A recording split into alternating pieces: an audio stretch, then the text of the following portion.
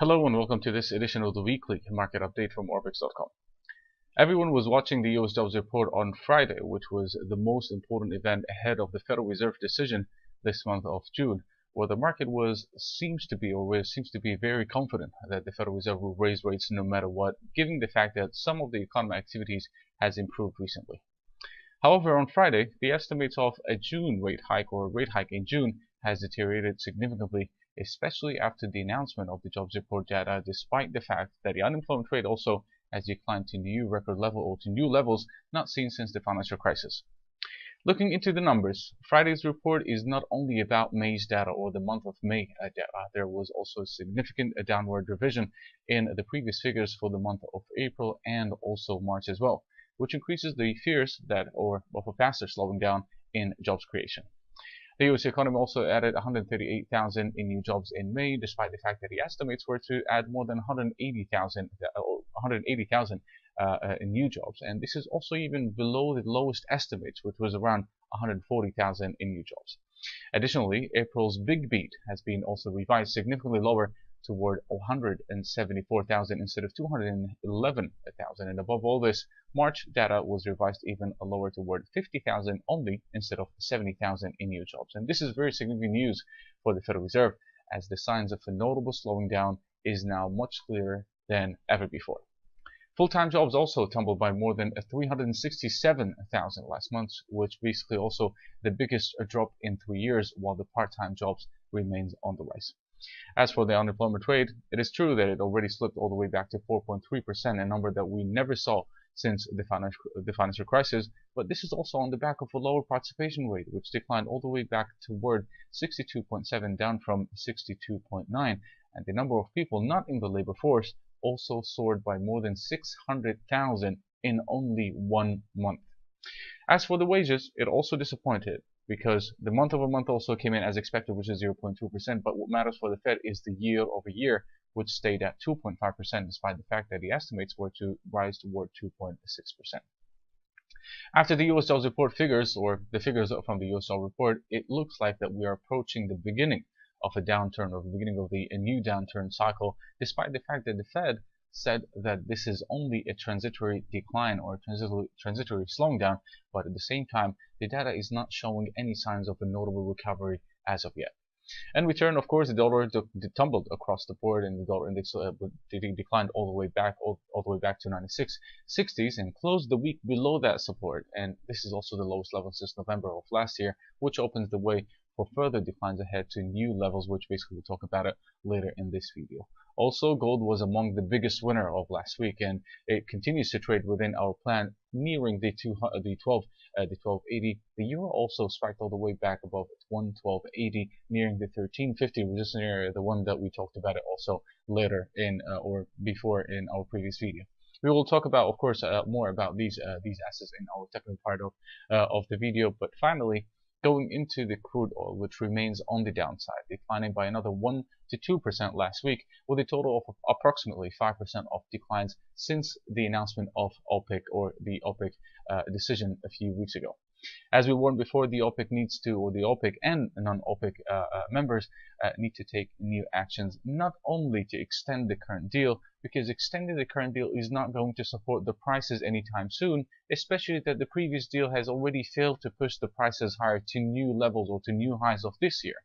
And this is what also OPEC and non-OPEC members started to hint about it days after the extension announcement. A few days ago, there's many of the members said that OPEC is open to discuss cutting the production even, or to cut the production even more than that. Therefore, don't expect OPEC to stay or to stand still and watch crude oil prices declining even further without moving once again, whether through statements or even through actions or even through any emergency meetings.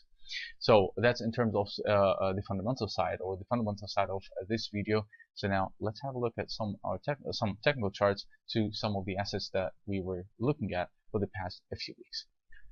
Starting with the US dollar index, as always, in here, and we can see definitely the notable crackdown all the way back below the support level, the one that we mentioned last week, which is 96.80s. It tried actually at the beginning of the week to break all the way back higher, or to recover some of this some of the previous week declines, and we were expecting some sort of a test about around like the 98.10 or 98.20s, but it actually continued all the way out to close to 98, and then continued to drag all the way back lower. But the most important here is that the technical indicators are still turning lower once again. That's on the daily chart. At the same time, the daily close below the 96.80, which is 96.70s, is basically opens the way for further declines all the way toward 96.17. That will be our next level to watch.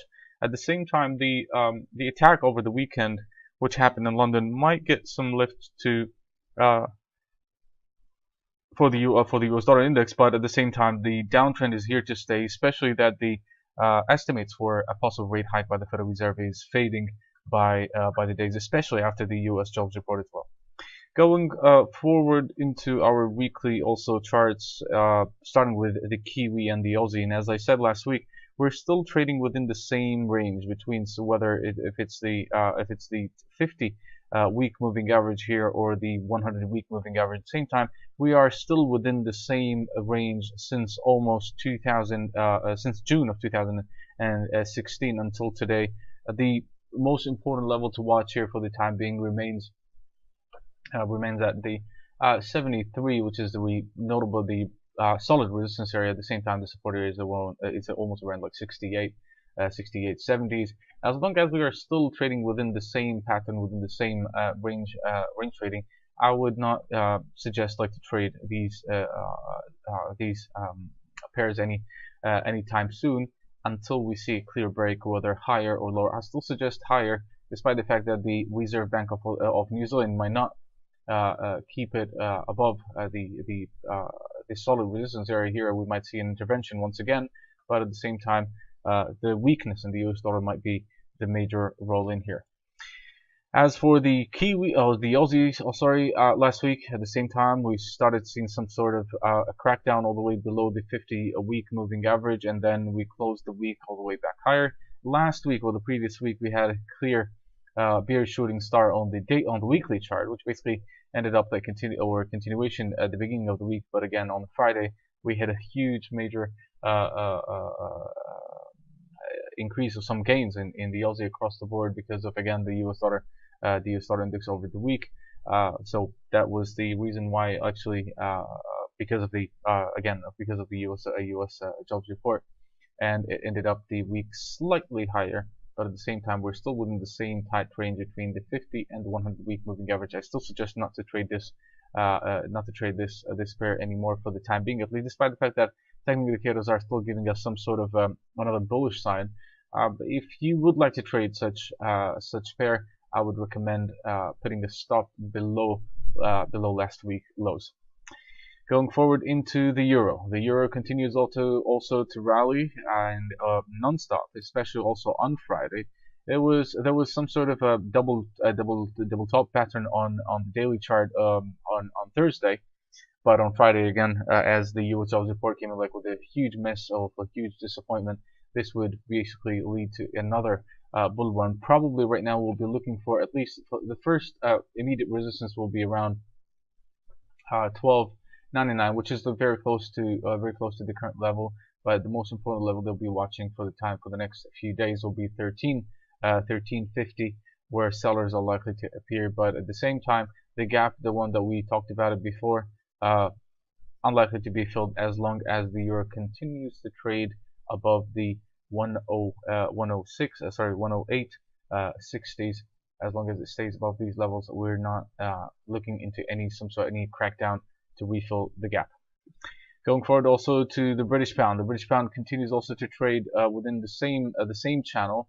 It is still around the same trend line on the daily chart, trading around it. It might be a fake breakdown, but at the same time we will be waiting a very interesting night on Monday, as we will be waiting for the effect on the FX market after the attack that happened in London over the weekend. So for the time being, any break or any breakdown will likely to be supported above the 50-day moving average, which is 127.68, and probably also 127.30s, which is the former support area in here around December of 2016. Dollar yen continues to trade within the same pattern as we said also last week. We were looking for another breakdown or break lower. First of all, we tested the trend line again, or the broken trend line again, and continued all the way back down.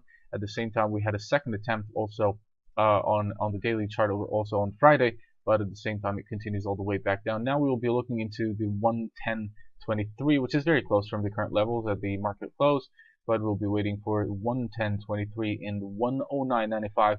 That will be the next two levels to watch during the next few days, where a breakthrough that level would basically would clear the way for further declines, probably toward the next level, the next support area, which is the former support area, which stands at 108.30s. That will be the two levels to watch for the week ahead.